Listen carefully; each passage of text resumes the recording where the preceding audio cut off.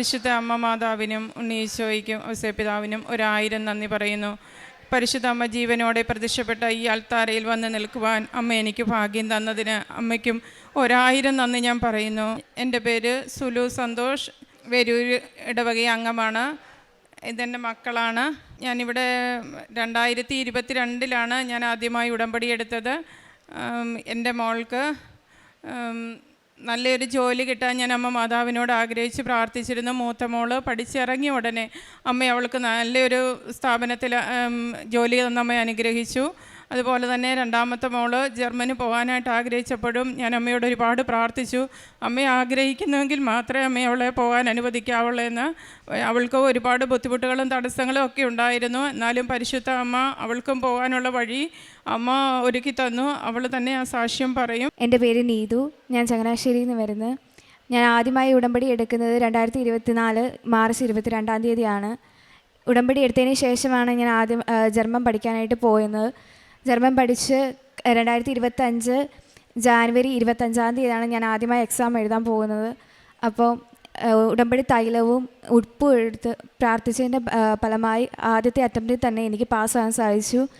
അത് കഴിഞ്ഞ് ഉടനെ ഡോക്യുമെൻറ്റേഷന് ഏജൻസിയിൽ കൊടുക്കാനായിട്ട് ആദ്യം ഒരു ഏജൻസിയിൽ കൊടുത്തു. 2 മാസത്തോളം വെയിറ്റ് ചെയ്തു, ഒന്നും നടന്നില്ല.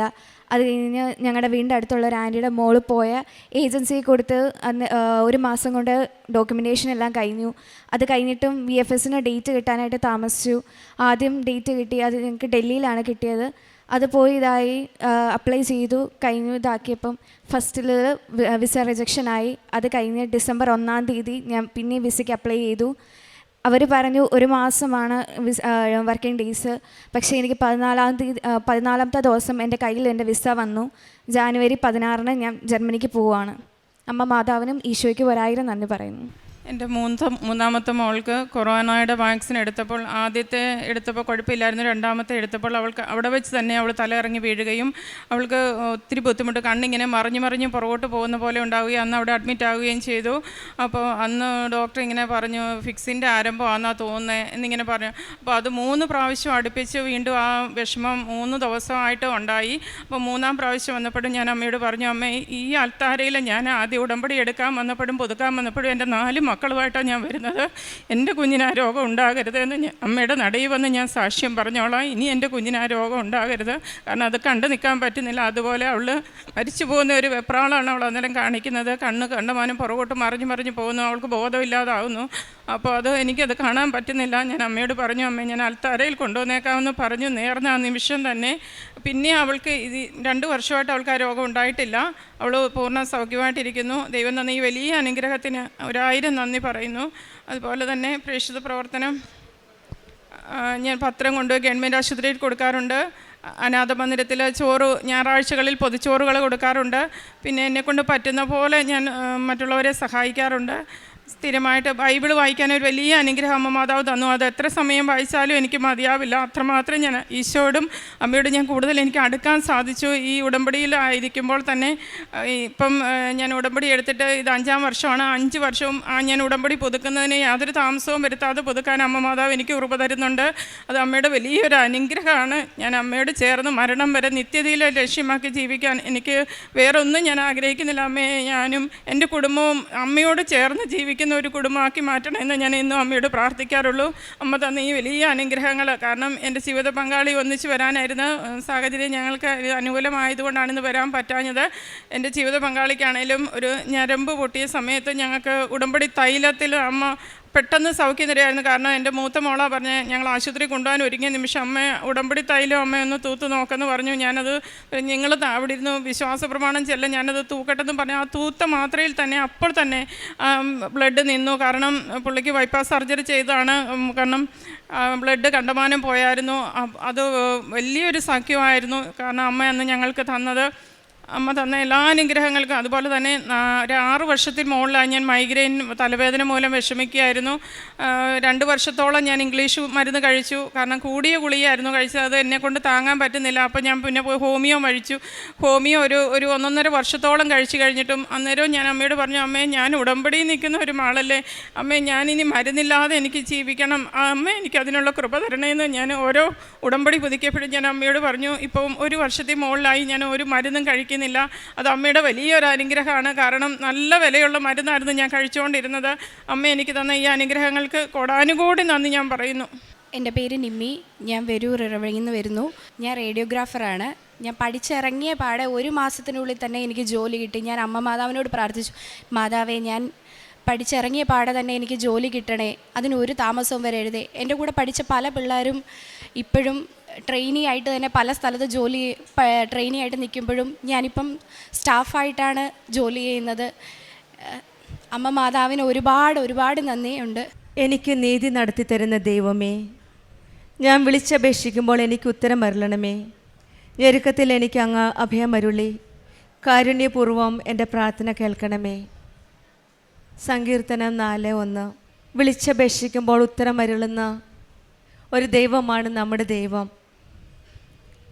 ഞെരുക്കത്തിൽ നമുക്ക് അഭയം അരുളുകയും കാരുണ്യപൂർവം നമ്മളെ കേൾക്കുകയും ചെയ്യുന്ന ഒരമ്മയാണ് ഈ സന്നിധിയിലുള്ളത്. നമ്മൾ ഓരോ പ്രാവശ്യവും വന്ന്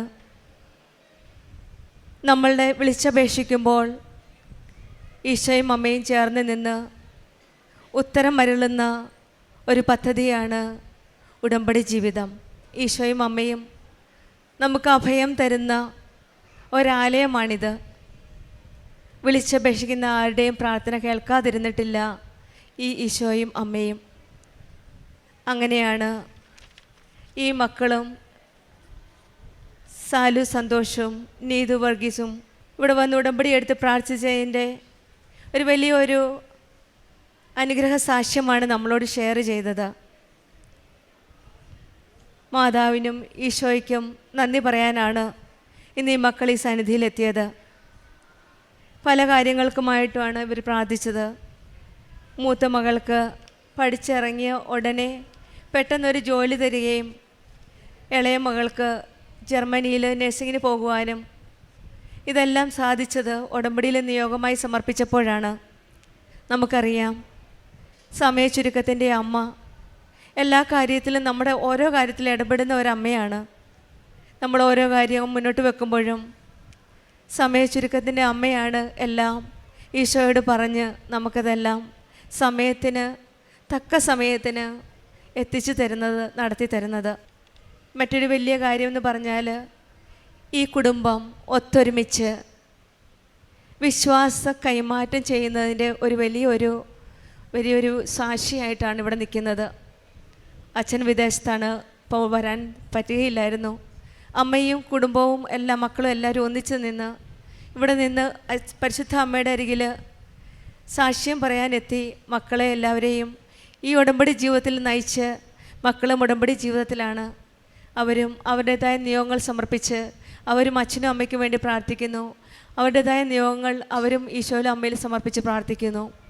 ഇതാണ് ഉടമ്പടി കൈമാറ്റം ചെയ്യുന്ന, വിശ്വാസപൂർവ്വം നയിക്കുന്ന, ആത്മീയ ജീവിതത്തിലേക്ക് മുന്നോട്ട് നയിക്കുന്ന ഒരു കുടുംബം. ഉടമ്പടി ജീവിതത്തിൽ നയിക്കുമ്പോൾ നമുക്ക് ആത്മീയമായിട്ട് വളരുവാൻ സാധിക്കും.